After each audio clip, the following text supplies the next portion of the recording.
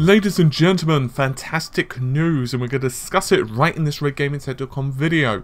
Nintendo are indeed working on a next generation console now. Obviously we kind of knew this anyway, but in a recent interview with Associated Press, the executive and creative visionary, Shigeru Miyamoto, has confirmed that Nintendo's divisions are hard at work with this, and as well as that, they most likely will be launching the next generation console with a new Mario. He says, and I quote, "We're focused on providing a robust lineup of Wii U software for the new year. It seems like we've managed to do this year, and people are very happy, and what we've done on the Wii U. For the time being, our focus is still on the Wii U hardware, but Nintendo as a whole has groups working on new ideas for new hardware systems. While we're busy working on software for the Wii U, we have production lines that are working on new ideas for what the new system might be." And he says, "For early on, I wanted Mario to be the character in the digital world, so with each digital evolution, he would usher in the new era. I think that maybe when we release the next hardware system, you can look forward to seeing Mario take on a new role for a new game." Personally, out of quote for a second, I think this is fantastic. I remember one of the driving forces for the N64, back of course when it was first released, was, well, Mario 64. Everyone saw that little plumber dancing around, of course, the castle, and thought to themselves, holy crap, this is something that just couldn't have been done on, say, the SNES. Now, he's also pointed out that, and I quote, "I like to create gameplay mechanics more than I do stories." This is, by the way, in reference to Star Fox, the new Star Fox that's coming out. "The story might not be too different from past Star Fox games, but the gameplay mechanics are going to feel very different because of the two-screen system with the Wii U gameplay and the gamepad and the TV screen.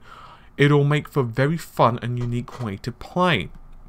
He also said, in regards to Zelda, that "I can't talk much about it, but one of the things we're working on right now is that as you play, the world will change and be affected by what you choose to do."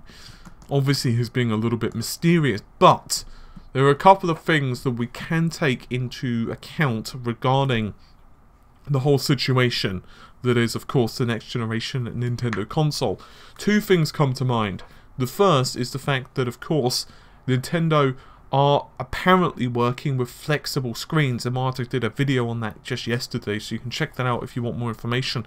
But effectively speaking, they're going to be working with flexible screens so that basically it doesn't have to be in the standard kind of rectangle or widescreen aspect ratio shape. Instead, it could be shaped into anything. It could be, you know, a circle, it could be whatever, it could be a triangle, it doesn't really matter.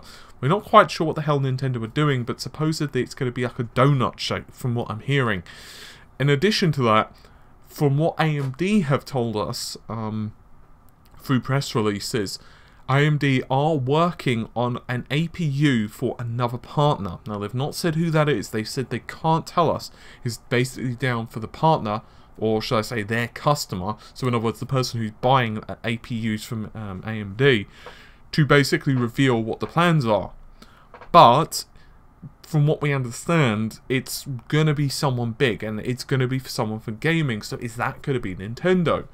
Now, if it is Nintendo, and let's be honest right now, they're definitely in the forefront, or a forerunner of actually using these chips, and by the way, it's been confirmed that the partner will be using the chips in the console. We just don't know if it's going to be the Nintendo console. So let's assume for a moment it will be the Nintendo console. This is not confirmed. I'm just saying if it is, then most likely there's two scenarios. The first scenario is it could be very much in the vein of the PS4/Xbox One in terms of the basic overall architecture. So in other words, it could be Kabini, for example, an AMD Jaguar type of CPU running at X clock speed. Obviously the PS4 is running at 1.6 GHz, the Xbox One is running at 1.75 GHz for the CPU, and obviously two CPU core modules with 4 cores in each module, meaning 8 cores total. Obviously 2 of those are relegated for OS functionality. That's across both systems. So whether we're going to having something like that, or maybe slightly fewer cores, or maybe slightly more. I'm also hearing some rumours that it could be ARM based. AMD do have that. They do have ARM based CPUs, and obviously AMD have worked very extensively with Nintendo in the past. They provided, or even back when ATI were the kind of a separate entity, AMD and ATI both have provided GPUs for, not just simply this, but they have provided the GPUs for both the GameCube, and they've also provided them for the Wii U, and of course the Wii. Typically, Nintendo do go more power PC orientated route, so obviously ARM in a reduced instruction set type of processor, maybe that could be the logical way for them to go. I would prefer, and I think a lot of developers, to be honest, would prefer x86 for the simple reason that it would be easier to port code over, but who the hell knows. The second thing, as part, or should I say part B of that, would be, we don't know what the GPU is going to be like, but obviously if it's from AMD, it's likely going to be some derivative of GCN. Now there's two versions of GCN it could possibly be. It could be, let's say, Tonga based, so, or technically it could be before Tonga, but it could be, most likely it will be a Tonga based GPU, in other words more efficient, or it could even be the next generation, so it could be like the R300 based GPUs, so for example based on the R390X architecture, but who the hell knows, it's far too early to know that. The second point is this could mean that the let's call it Wii U 2 is actually significantly more powerful than the PS4.